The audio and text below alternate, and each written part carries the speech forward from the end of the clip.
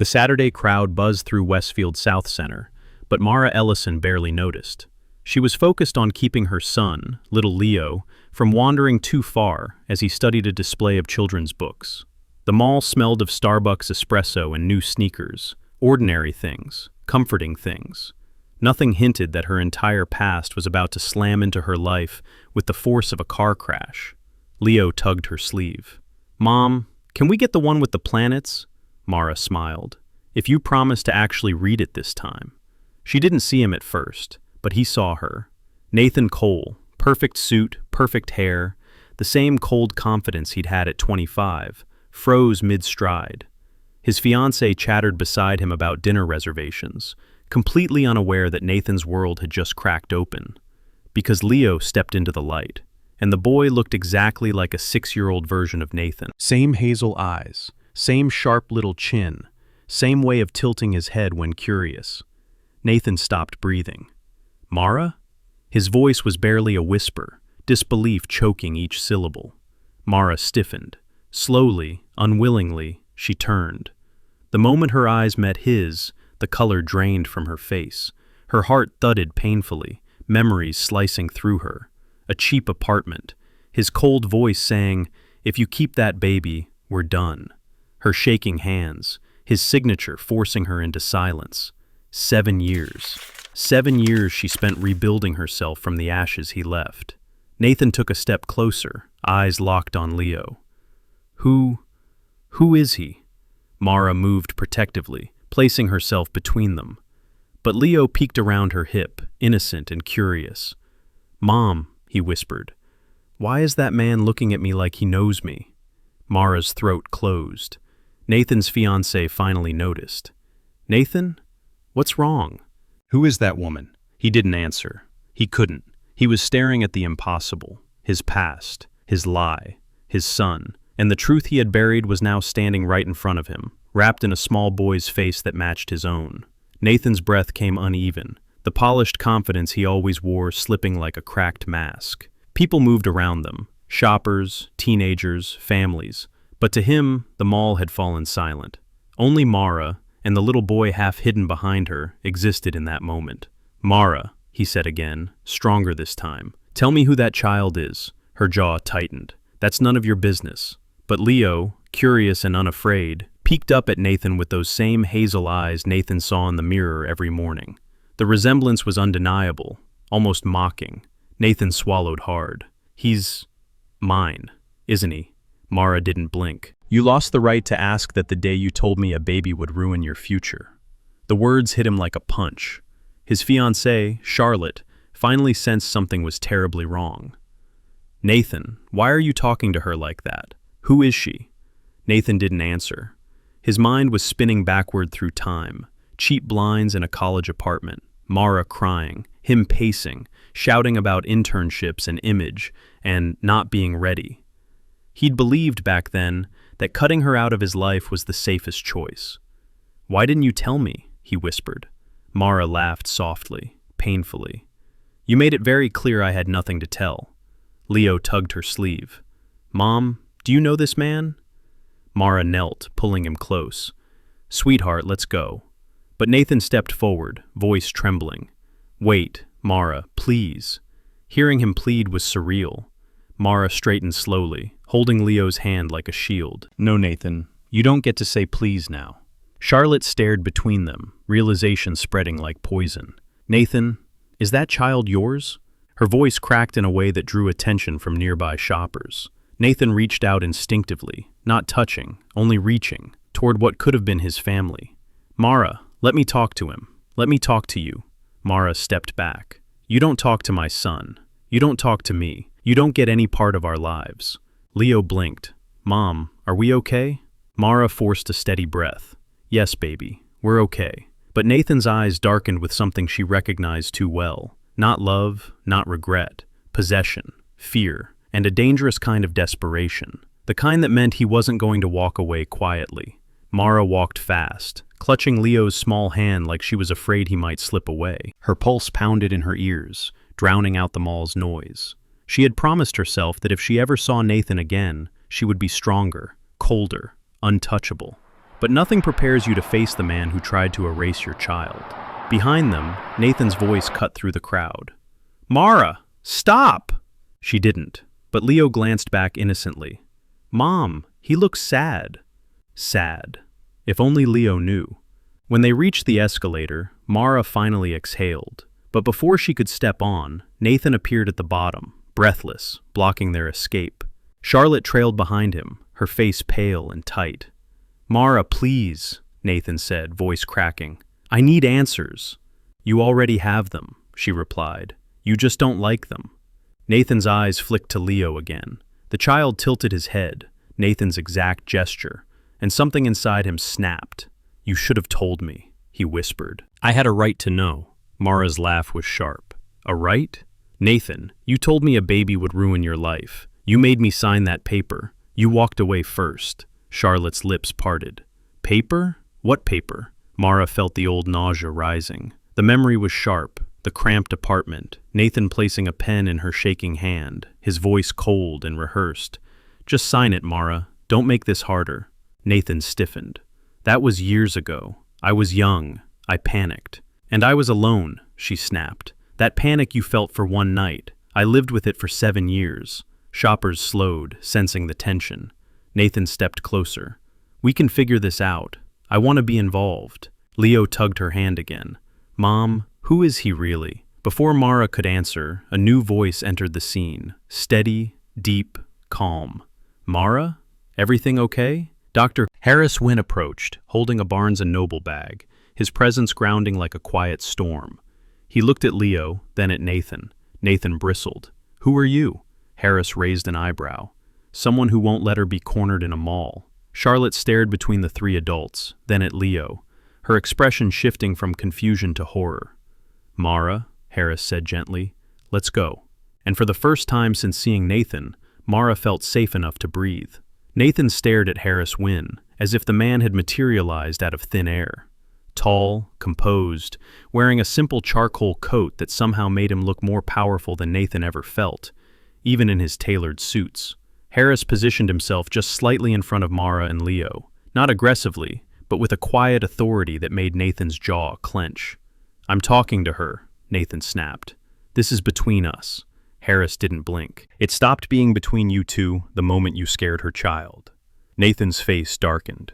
"I didn't." "You did." Harris's voice remained calm, but the steel underneath was unmistakable. Leo moved closer to Harris, instinctively sensing safety. Mara noticed and felt a surprising wave of relief. Harris had always been kind during her bookstore shifts, but seeing him protect her now, it shook something loose inside her. Charlotte stepped forward, voice trembling. "Nathan, who is she? And why does that little boy look—" She cut herself off, eyes widening with dawning horror. Nathan ignored her. "Mara, we're talking. Now." "No," Mara said firmly. "We're leaving." She tried to guide Leo toward the exit, but Nathan reached out as if to grab her arm. Harris moved instantly, not touching Nathan, just stepping close enough to force him back. "Don't," Harris warned quietly.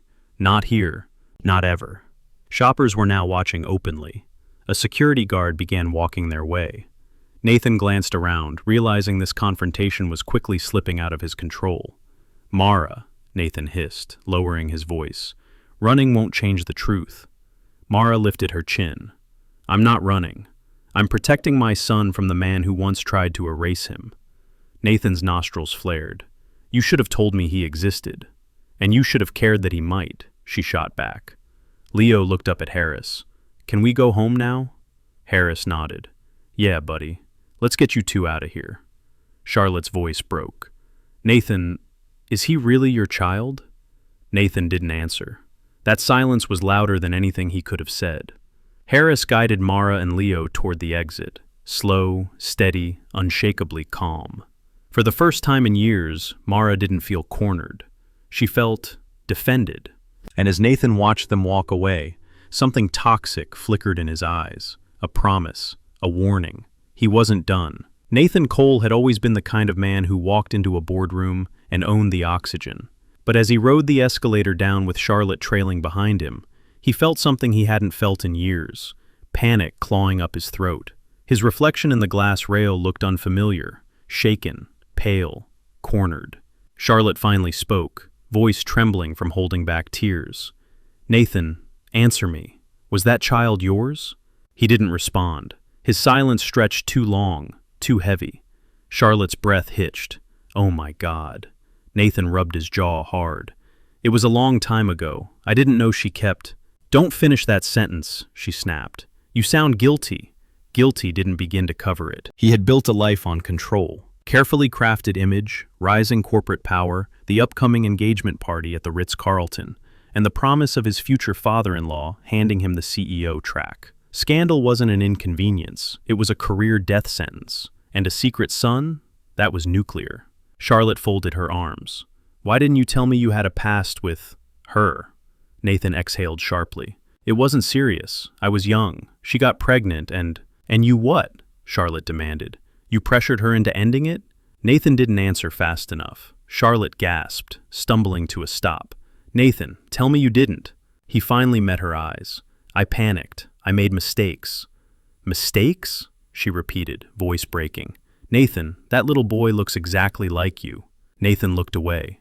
Every part of him was screaming to regain control, fix the narrative, salvage his future. "I need to talk to her. We need clarity." Charlotte's expression hardened. "No, what you need is to pray this never reaches my father." Nathan's stomach dropped. Her father, chairman of the entire Coalbridge retail group, had zero tolerance for scandal. He had threatened to cut executives loose for far less. Nathan whispered, "Charlotte, don't tell him, please." She stepped back from him as if he were contagious. "I can't protect you if you lied about something this big." His phone buzzed, a message from his assistant. "Board wants confirmation about engagement party details." He stared at it, pulse hammering. His perfect life was already cracking. And somewhere out there, Mara Ellison, along with a boy who carried his face, was the one holding the match. The sun was dipping low by the time Mara and Leo reached their small apartment in South Seattle. The hallway lights flickered as always, humming with that faint electrical buzz that reminded her she didn't live in a place where people felt safe enough to complain. She unlocked the door, ushering Leo inside gently. "Mom, did that man hurt you before?" he asked quietly. Her heart squeezed. "No, baby, he just wasn't good to us." Leo nodded like he understood more than a 6-year-old ever should. Inside, the apartment felt too tight, too quiet. The old sofa sagged in the middle, and a stack of Amazon delivery boxes cluttered the corner. Leo's school supplies, a used Kindle Mara bought for cheap, things she budgeted for carefully. She had built this life piece by piece, out of fear and necessity, yet it was still hers, still safe, until today. As Leo settled with his new book, Mara slipped into the bathroom and locked the door. Her breath trembled. Seeing Nathan again had cracked something open, something she thought she'd buried under 7 years of survival. She remembered the night she left him, the shouting, the threats, the paper he forced into her hands, his voice echoing, "If you do this, Mara, you're destroying both our futures." But now here he was, living the future he chose, and wanting access to the one she protected. A knock startled her. "Mom?" Leo whispered. "Can you read with me?" She wiped her tears fast. "Of course, sweetheart." When she stepped out, Leo was curled on the couch, book open, blanket over his legs. She joined him, letting his warmth steady her heartbeat. But halfway through the story, her phone buzzed. Unknown number. She froze. Another buzz. Then a text. "We need to talk. Nathan." Her stomach turned to ice. A second message arrived immediately. "If you avoid me, I'll involve lawyers." Mara gripped the phone so hard her knuckles whitened. She knew Nathan, knew how far he'd go when cornered. He wasn't reaching out as a father. He was reaching out as a man terrified of losing his reputation. Leo leaned against her. "Mom, are we okay?" She kissed the top of his head. "We will be." But deep down, she felt it, the storm beginning to rise. And this time, she wouldn't survive it alone. Nathan Cole wasn't a man who tolerated uncertainty, and tonight, sitting in his Los Angeles penthouse with the skyline reflecting off the glass walls, uncertainty was all he had. He loosened his tie, pacing in front of the floor-to-ceiling windows. Every time he blinked, he saw Leo's face, his face, a mirror he never asked for, a truth he spent 7 years burying. He grabbed his phone and dialed a private number. A smooth voice answered. "Mr. Cole? I need information," Nathan said sharply, "about a woman named Mara Ellison. Everything. Where she works, where she lives, who she's seeing. I want it by morning." A pause. "Is this a legal matter?" "It will be," Nathan muttered. "She hid a child from me." Another pause, almost judgmental. "Understood." Nathan ended the call, chest tight. He told himself it was about fairness, about rights, about being blindsided. But deep down, beneath the excuses and panic, he knew the truth. He wasn't afraid of losing a son. He was afraid of losing everything else. His position, his engagement, his spotless image. And Mara, quiet, stubborn, moral Mara, could ruin all of it. Meanwhile, hundreds of miles north in Seattle, another man was also thinking about Mara. Dr. Harris Wynn sat in his study, soft lamplight warming the shelves behind him. His Mont Blanc pen lay beside an open notebook untouched. He wasn't writing tonight. He was remembering. Mara's panicked eyes in the mall, Leo clutching her hand, Nathan's aggression simmering beneath polished manners. Harris had spent years avoiding emotional entanglements. After losing his wife, he built walls around his heart so tall he sometimes forgot what compassion felt like. But when he saw Nathan cornering Mara, something inside him awakened, something protective, steady, dangerous in its certainty. He picked up his phone and opened a secure search program, used only by high-level tech executives. He typed in Nathan Cole, legal record, complaints, sealed incidents. Within minutes, files began populating, things that were never meant to see daylight. Harris's jaw tightened.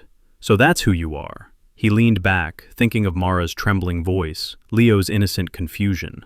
Nathan wasn't just a threat from her past. He was a storm coming straight for her future. And Harris, for the first time in years, felt something like purpose. He wasn't going to let that storm touch her. Not again. Not ever. The next morning, Seattle was washed in soft gray light, the kind that made the whole city feel slowed and thoughtful. Mara arrived at Barnes & Noble early, hoping the quiet aisles would steady her nerves. She arranged new releases, straightened shelves, anything to keep her hands from shaking. But every time she looked at the door, her stomach tightened. She half expected Nathan to walk through it. Instead, Harris Wynn showed up. He stood by the entrance in a navy coat, hair still damp from the drizzle, holding 2 coffees. One Starbucks cup had her name written carefully, Mara, as if he'd double-checked the spelling. "You weren't at ease yesterday," he said softly. "Thought you could use this."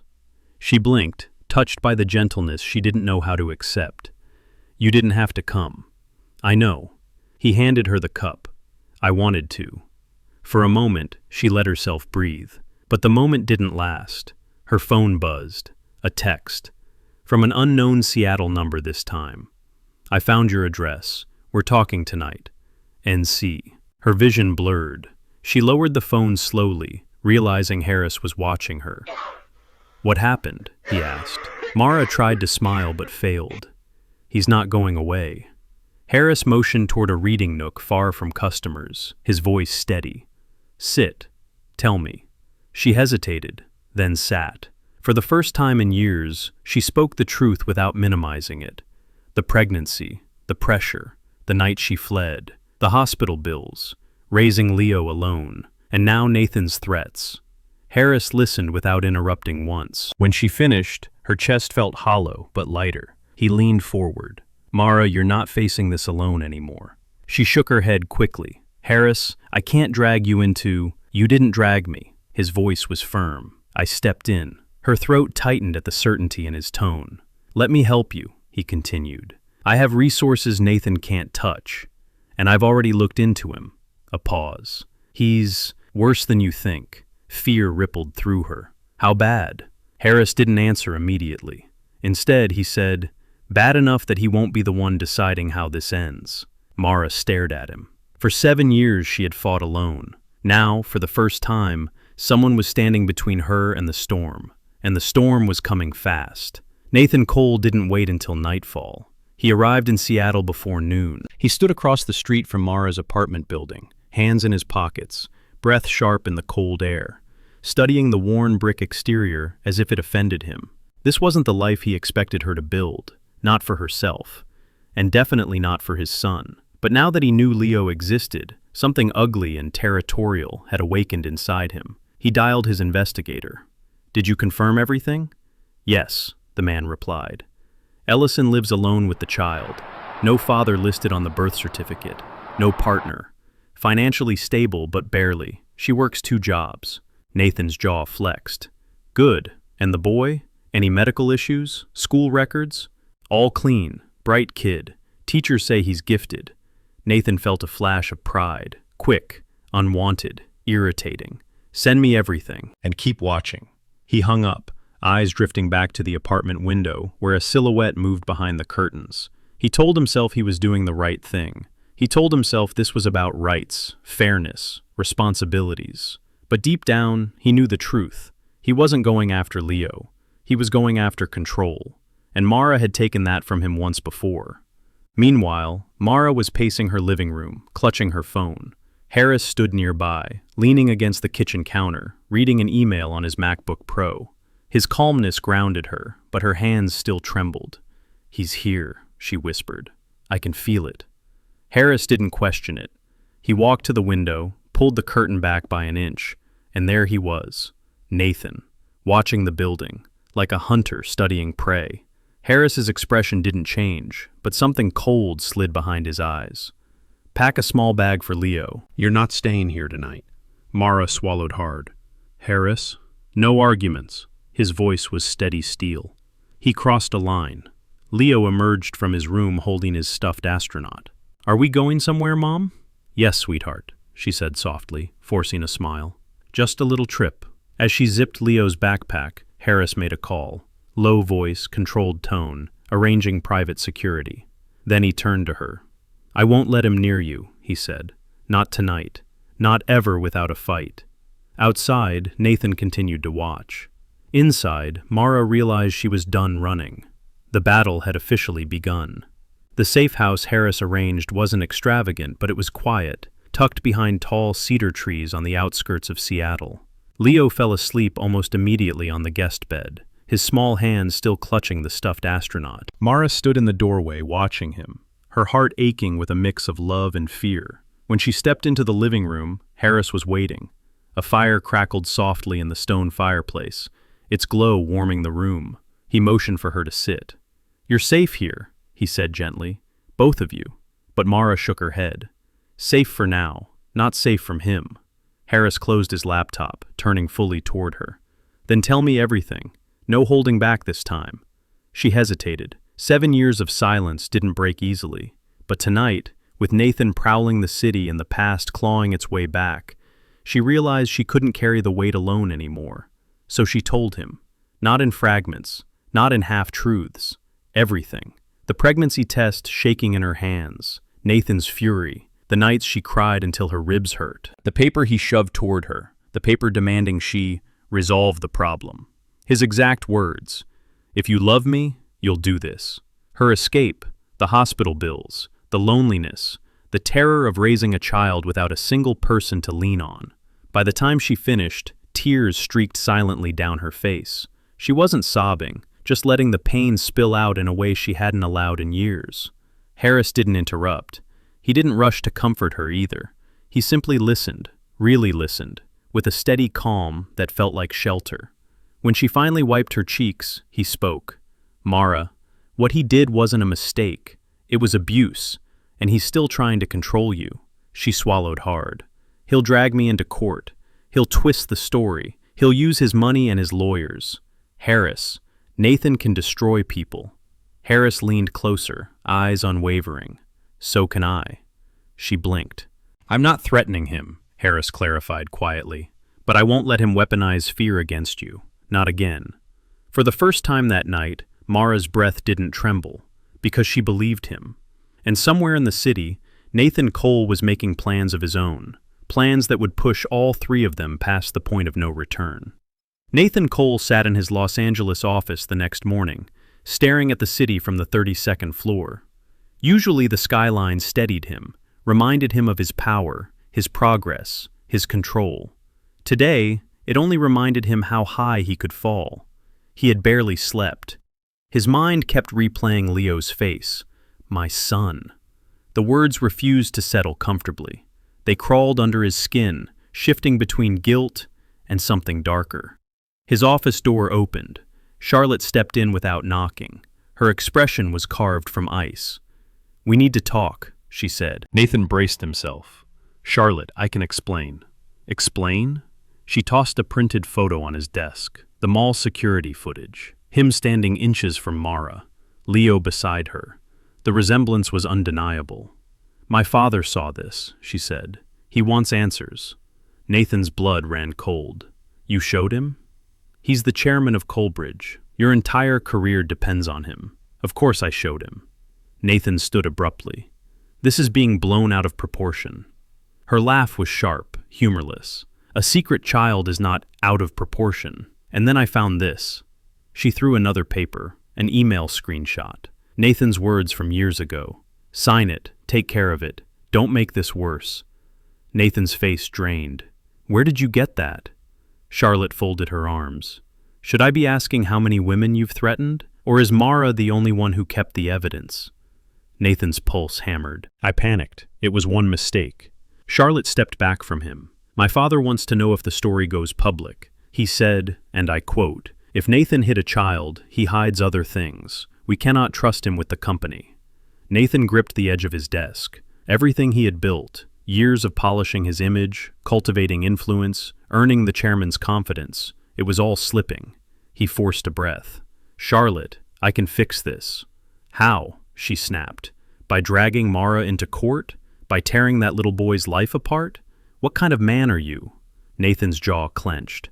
"A man who won't let someone ruin everything he worked for." Charlotte stared at him with a mixture of pity and disgust. "He's a child, Nathan, not a scandal, not a threat."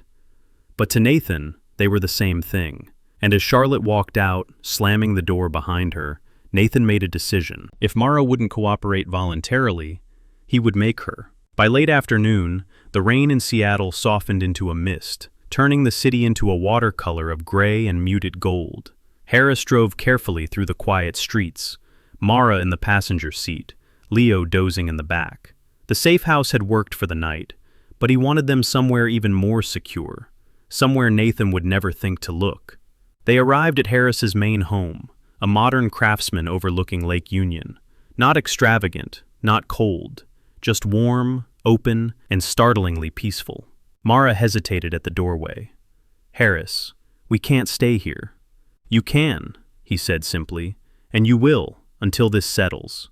Inside, Leo woke up and instantly brightened at the sight of the large windows and the shelves lined with model airplanes. "Whoa, Mom, look!" Harris smiled faintly. "They were mine when I was his age." Mara watched Leo explore the living room, her shoulders lowering for the first time in hours. She turned to Harris. "You don't have to do all this." He met her eyes. "I know, but I want to." Those 5 words hit her deeper than expected. She followed him into the kitchen, where he set down his laptop and pulled out a folder. "I've been going through the information I found on Nathan," he said quietly. "There are several sealed HR complaints. Nothing public, but enough to show a pattern of manipulation." Mara's throat tightened. "I knew he could be controlling. I didn't know it followed him into adulthood." Harris closed the folder.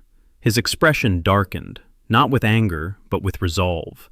"Mara, you need to prepare yourself. Nathan isn't after fatherhood. He's after leverage." She sank into a chair, fingers twisting together. "He'll come for Leo." "He'll try," Harris corrected, "but he won't get far." Leo padded into the kitchen, rubbing his eyes. "Mr. Harris, do you have hot chocolate?" Harris softened. "I think I can find some." As he warmed milk on the stove, Mara watched him, this quiet, steady man who hadn't asked for anything in return. A man who saw her pain and didn't turn away. A man who didn't ask why she ran, only how he could help. The moment felt fragile, tender, safe. But while warmth filled Harris's kitchen, another message lit Nathan's phone miles away. A single line from his investigator. "Found something. You'll want to see this." The storm wasn't slowing down. It was accelerating. Nathan Cole stared at the email attachment blinking on his laptop screen. His investigator had delivered exactly what he wanted, maybe more than he wanted. A scanned document, 7 years old, his handwriting, his signature. a legally meaningless but morally damning agreement he forced Mara to sign. I acknowledge that continuing this pregnancy will end all support and relationship with Nathan Cole. I choose to terminate. His chest tightened. Seeing it in writing, his words, his pressure, made him nauseous. But fear quickly overpowered guilt. If Mara ever showed this to the wrong person, everything would burn. He called his investigator. "Where did you find this?" "She kept a copy," the man said, "hidden inside her old college lease documents." Nathan swore under his breath. "Destroy whatever you found." A pause. "Mr. Cole, she already knows I searched her records. She confronted the landlord. She's scared. She'll act soon." Nathan's grip tightened on the phone. "Then I'll act first." At Lake Union, Mara sat on Harris's couch while Leo played quietly on the rug. Her hands trembled as she unfolded a thick envelope that had been slipped under the safe house door earlier that afternoon. An envelope she assumed was from Harris's security team, but it wasn't. Inside was a court summons, a petition for emergency custody evaluation, filed by Nathan Cole. Her vision blurred. Leo looked up. "Mom, are you okay?" She forced a smile. "Just reading grown-up papers, sweetheart." But Harris had already noticed. He crossed the room in 2 strides. "What is that?" Mara handed him the papers with shaking fingers. The controlled calm in Harris's eyes fractured. "He filed for custody? Without warning?" Mara whispered. "He's trying to take Leo from me, Harris. He's really trying." "Over my dead body," Harris muttered, flipping through the pages. His jaw tightened at every line. "This is aggressive, strategic. He planned this the moment he saw you." Tears filled Mara's eyes, not from helplessness but from fury. "He doesn't want to know Leo. He wants to own the narrative." Harris took her hands. "Then we'll destroy his narrative." There was a fire in his voice she had never heard before. A quiet knock at the door interrupted them. Harris moved carefully and checked the camera feed. A woman stood outside. Wide eyes, disheveled blonde hair, terrified. "Mara Ellison?" she called softly. "Please, I need to talk to you. I know Nathan." Mara's heart dropped. Another ghost from the past had arrived. Harris opened the door cautiously, keeping one hand subtly positioned to block access. The woman on the porch shivered beneath the dim porch light, her coat soaked from the Seattle mist. She looked exhausted, like someone who hadn't slept in days. "I'm Claire Redding," she said, voice thin. "Please, I need to speak to Mara. It's about Nathan." Mara stepped forward despite Harris's protective stance. The name hit her like a cold wave. "You know Nathan?" Claire nodded, swallowing hard. "I was engaged to him, before Charlotte, before he destroyed my life." Harris exchanged a quick glance with Mara before allowing Claire inside. She edged into the living room, eyes darting around nervously, as if expecting Nathan to burst through the door at any second. Leo peeked from behind the hallway. Mara gently guided him back toward his room. "Sweetheart, go play for a bit. I'll come check on you soon." When he disappeared, Claire finally spoke. "I'm sorry I showed up like this," she said, wringing her hands. "But I saw the news alerts about Nathan filing an emergency custody petition. I knew immediately it was you he was targeting." Mara's breath caught. "Why? Why would you know that?" Claire sank onto the couch, shoulders trembling. "Because he tried the same thing with me." The room fell silent. Claire continued, voice cracking. "I was pregnant 3 years ago, and when I told him, he turned. Vicious.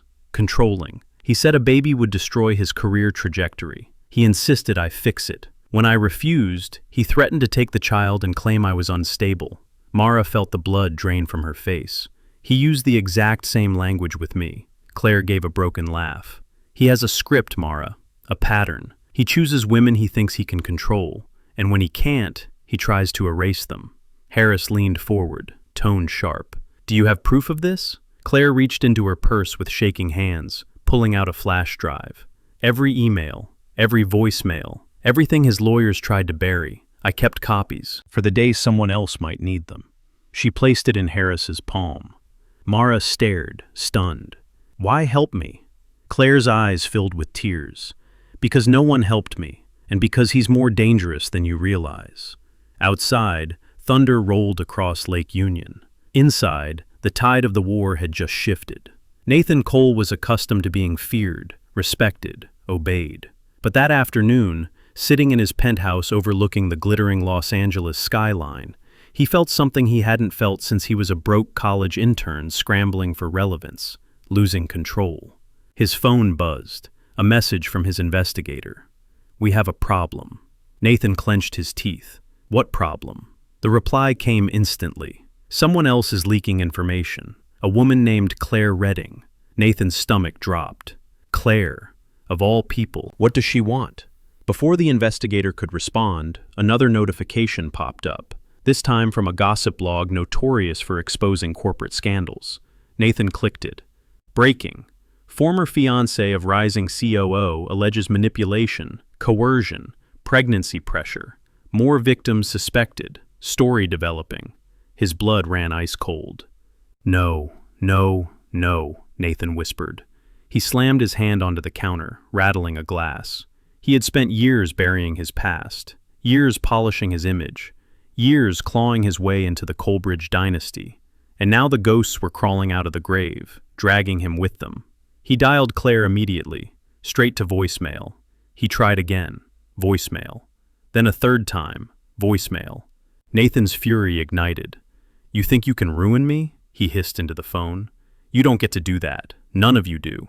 He hurled the phone across the room. Back in Seattle, Harris inserted Claire's flash drive into his laptop. Mara sat beside him, heart pounding. Leo slept in the next room, blissfully unaware of the storm forming around his small world. A folder opened. Audio files, emails, screenshots, legal drafts, threats, apologies, more threats, all in Nathan's voice, all damning. Mara covered her mouth. "He did the same thing to her. He did worse," Harris said quietly, and he tried to erase the evidence. Claire sat stiffly on the couch. "I wanted to disappear after what he did. But your story, Mara, it's my story too, and I can't let him keep hurting people." Harris turned the laptop toward Mara. "This is enough to bury him, legally and publicly." Mara trembled, not from fear this time, but from a rising righteous fire. "Then let's bury him." At that moment, Leo wandered sleepily into the room, rubbing his eyes. "Mom? Mr. Harris? Why are you still awake?" Mara scooped him gently into her lap. "We're just fixing something that's been broken for a long time." And for the first time in years, she wasn't the one who felt broken. Nathan was. Nathan Cole stormed into the Coleridge headquarters the next morning, sunglasses on, jaw tight, moving fast enough that assistants pressed themselves against the walls. His name used to echo through these halls with admiration. Today, whispers followed him like shadows. He entered the executive boardroom and found Chairman Richard Coleridge, his almost father-in-law, waiting with two legal advisors. The air was frigid. "Sit," Richard said. Nathan obeyed, pulse hammering. Richard slid a printed article across the table. Two women come forward accusing COO Nathan Cole of coercion, intimidation, and emotional abuse. Nathan swallowed hard. "It's exaggerated. They're trying to destroy me." Richard's glare sharpened.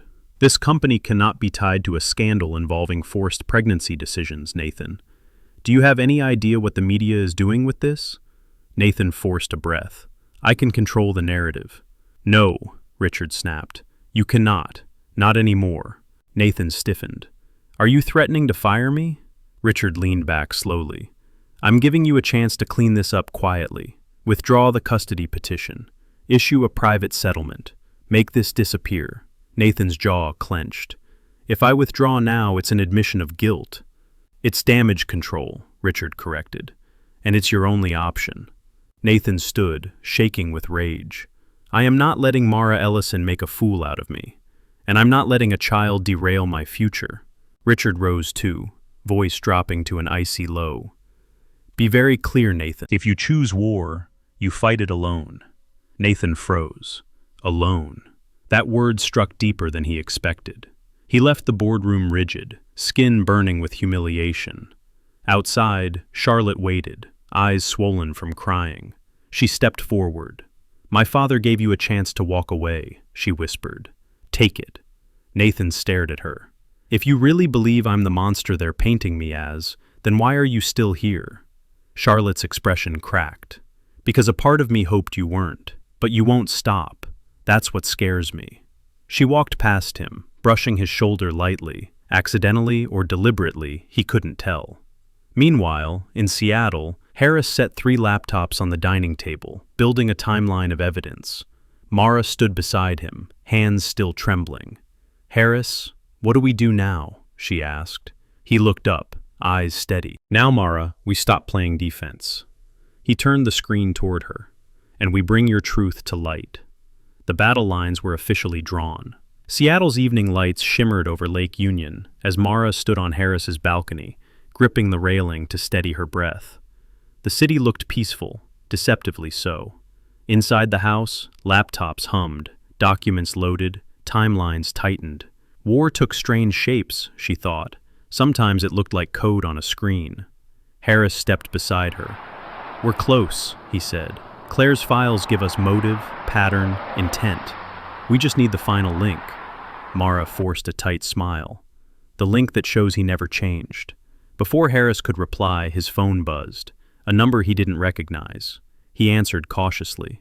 A soft, shaky voice spoke. "Is this Dr. Wynn?" "Yes. Who is this?" "My name is Elise Monroe. I think we need to meet. I used to work under Nathan Cole at Colebridge." Harris's posture sharpened. "How did you get my number?" "Claire gave it to me," Elise whispered. "She said someone else was finally standing up to him." Mara stepped closer, heart pounding. Elise continued. "I filed a complaint against Nathan 2 years ago. HR buried it. They moved me to a different department, and he made sure I never got promoted again. But I saved the emails, all of them." Mara covered her mouth, emotion tightening her chest. Another victim. Another piece of the truth. Harris's voice softened. "Elise, can you come safely?" "I'm outside," she whispered. I didn't know where else to go. Both Mara and Harris froze. Harris rushed downstairs and opened the door. Elise stood there, mid-20s, hair trembling in the wind, clutching a thin folder to her chest like armor. She looked terrified and determined. "I don't want money," she said immediately. "I just want him exposed." Mara stepped forward. "You're brave for coming." Elise shook her head. "No, I'm desperate. If he becomes CEO, there will be more of us. He'll ruin anyone he can't control." She handed Harris the folder. Inside were dozens of emails, each more incriminating than the last. Manipulation, threats, retaliation, and one line made Harris go still. "I've done it before. I can make this disappear too. NC." Mara felt the air leave her lungs. That's him admitting it," she whispered. "Everything he did to Claire, to Elise, to me." Harris met her eyes. "And now," he said quietly, "we take this to someone who can't be bought." For the first time, Mara felt the shift. Not fear, not survival, power. Harris drove with a focus so sharp it felt surgical, the city lights of downtown Seattle streaking across the windshield like frantic brushstrokes. In the passenger seat, Mara clutched Elise's folder as if it contained the beating heart of the case, because it did. Claire sat in the back, hands twisting nervously while Leo slept, head resting on her shoulder. They were headed to the one place Nathan could not reach, a private meeting with investigative attorney Dana Whitmore, known for tearing apart corporate giants with nothing but truth and a legal pad. When they arrived, Dana was already waiting in her glass-walled office, overlooking Elliott Bay. She rose, expression sharp and assessing. "Dr. Wynn told me this was urgent. Show me what you have." Mara handed her the folder with trembling hands. Dana flipped through the document slowly at first, then faster, then stopped abruptly. Her brows lifted. He admitted prior coercion. She tapped the printed email. This alone could force Colebridge into a public investigation. Claire swallowed. "There's more. I recorded a call once, when he threatened my job." Dana turned to her. "Do you still have it?" Claire nodded. "On my old phone. I never deleted it. I couldn't." "Bring it tomorrow morning," Dana said, "and guard it like a weapon, because that's what it is." Mara felt the room tilt slightly, not from fear, but from something she hadn't dared feel in years. Hope. Dana continued, voice crisp. "With these witnesses and this documentation, we're not just defending you. We're building a case that can remove him from power entirely." Harris nodded approvingly. "That's the goal." Dana's gaze softened slightly when she looked at Mara. Nathan is going to panic when he realizes what you have. Men like him get reckless before they fall. Mara exhaled slowly. He already is. Before Dana could respond, Harris's phone buzzed violently. He checked it, and his expression darkened. "What is it?" Mara asked. Harris turned the screen toward her. It was a headline. Fresh, explosive. COO Nathan Cole seen in Seattle after emergency custody filing. Sources claim conflict with mother escalating. Dana's jaw tightened. He's controlling the narrative, trying to frame you as unstable. Mara felt her pulse spike. He's preparing the public to hate me. No, Dana corrected calmly. He's preparing the public to watch him fall. And when Mara lifted her eyes, she no longer felt hunted. She felt ready. The Ritz-Carlton Los Angeles glowed like a palace of glass and gold that evening, filled with executives, investors, and polished smiles. It was supposed to be Nathan Cole's celebratory engagement gala, his night of triumph. Instead, it would become the night he was undone. Nathan stood near the grand staircase, adjusting his cufflinks, pretending everything was fine.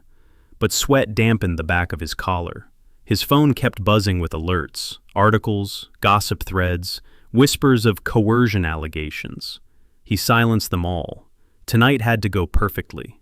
If he could charm the right donors and reassure the board, he could still survive this. At least, that's what he told himself. Then the ballroom doors opened. Mara stepped inside, not alone. Harris walked beside her, calm and composed, wearing a tailored suit that made half the room glance twice. Behind them were Claire Redding and Elise Monroe, two women Nathan prayed the world would never see again. Dana Whitmore followed, a quiet force with a portfolio of legal power in her hands. Conversations froze. People turned. Nathan's smile faltered. What is this?" Mara held his gaze. There was no fear left in her eyes. "Truth," she said. Dana stepped forward. "Mr. Cole, as of this evening, multiple formal complaints have been submitted to the Colebridge Legal Committee and the State Ethics Board. Effective immediately, you are under investigation." Nathan's eyes widened. "You can't do this here." "We already did," Dana replied coolly. "Your chairman has been notified. The board is convening tonight." Charlotte appeared behind Nathan, her face pale. "My father knows everything, Nathan. Every email, every threat, every lie." Nathan's breath fractured. "Charlotte, don't do this to me." "No," she whispered. "You did this to yourself." Around them, phones lit up. Guests backed away, whispering. Nathan felt the room tilt, his carefully built empire collapsing, brick by brick, truth by truth. He lunged toward Mara. "You ruined me." Harris intercepted him instantly, stepping between them like a wall. "No," he said, voice low. "You ruined yourself." Security closed in. Nathan looked around wildly, desperate, choking on a truth he could no longer control. He wasn't feared. He wasn't respected. He wasn't untouchable. He was exposed, and everyone was watching. As security escorted him out, Mara felt no triumph, only release, like exhaling a breath she'd held for 7 years. And for the first time, she felt free. The morning after Nathan's public collapse, Seattle felt brighter, soft sunlight glinting off Lake Union, gentle waves brushing the shoreline like a whispered reassurance. Mara stood on Harris's deck with a mug of warm tea, watching Leo chase a squirrel across the yard, his laughter ringing clear and unhindered. For the first time in 7 years, she felt something unfamiliar. Safety. Real, steady, unquestioned safety. Harris stepped outside, hands tucked in his pockets. "Dana called," he said. "Nathan is officially suspended. The board voted him out last night." Mara let out a slow breath, half disbelief, half relief. "It's over." "Legally, there will still be steps," Harris said gently. "But yes, it's over." She turned to him. "I never thought I'd see the day where he couldn't hurt us anymore." Harris studied her for a moment, eyes soft. "Mara, you didn't just survive him. You defeated him. You protected Leo with nothing but your strength." She felt heat rise behind her eyes, not from pain this time, but something warm, deep, healing. "Harris, I don't know how to thank you," she whispered. "You don't have to." His voice was quiet, but sure. "I didn't help you because I had to. I helped you because I care about you." The words settled between them, gentle, unmistakable. Leo ran up then, breathless. "Mom, Mr. Harris, look, look, a blue jay." Harris crouched beside him. "That's a good sign," he said. "Blue jays protect their nests fiercely." Leo grinned. "Like you protected us?" Harris's eyes flicked to Mara. "Something like that." Leo scampered off again, leaving them in a silence filled with possibility.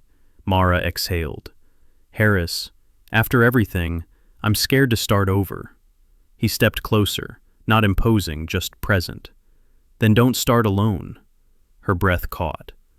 "I'm not saying rush anything," he continued softly, "but I'm here, for you, for Leo, for whatever future you choose."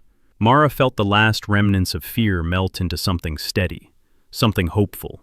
She reached for his hand. "Harris, I want that future too." He smiled, small, genuine, like sunlight finally breaking through clouds long overdue. Down by the water, Leo called out, "Mom, Mr. Harris, come see." Mara squeezed Harris's hand. "Come on," she said. "Our son wants us."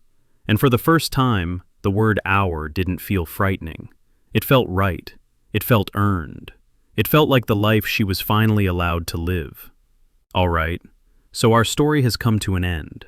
And if you're still here with us, still listening at this moment, then something in this journey must have touched your heart in a quiet, personal way.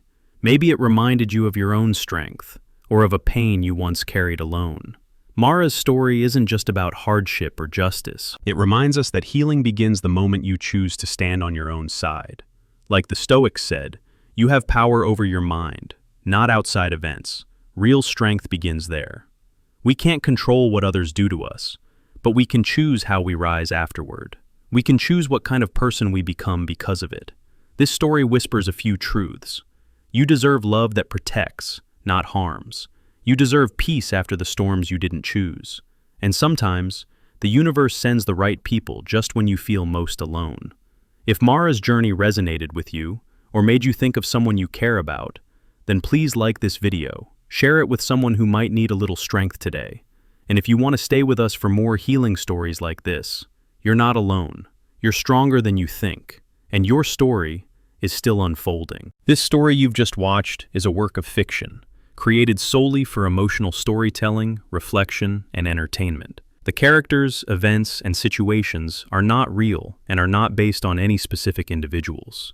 Our intention is never to mislead, misinform, or present false information as factual. Instead, we aim to explore meaningful themes like healing, courage, and personal growth through dramatic narrative. Any resemblance to real people or real situations is purely coincidental. We encourage viewers to enjoy the story for what it is, a creative piece designed to inspire empathy and understanding. Please remember that real-life conflicts should always be handled with care, communication, and professional guidance when needed. Thank you for supporting this channel and for appreciating storytelling in its most responsible form.